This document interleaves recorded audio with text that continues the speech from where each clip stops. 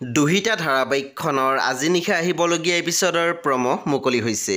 আজিৰ প্ৰমৰ প্ৰথম ভাগত আমি দেখিবলৈ পাইছোঁ অন্তৰাই কৈছিলে ঘৰটো সাৰি মুচি চাফা কৰ যা।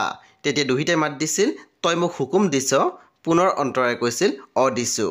পুনৰ দুহিতাই কৈছিল কথা ক'বলৈ শিক অন্তৰা, এনেকুৱা ডাঙৰ ডাঙৰ কথা ক'লে কিন্তু এদিন সকলোৰে অপ্ৰিয় হৈ পৰিবি।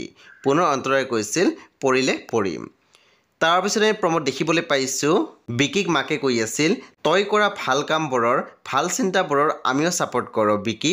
তেতিয়া আমি দেখিবলৈ পাইছোঁ বিকিয়ে মাত দিছিল নকৰা, সেইকাৰণে মই সেইদিনা মদ খাই আহিছিলোঁ।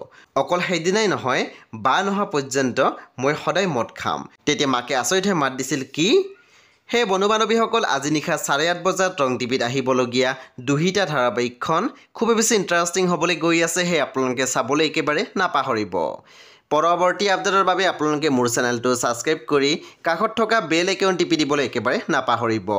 আৰু প্লিজ আপোনালোকে মোৰ ভিডিঅ' এটা লাইক কৰি দিব।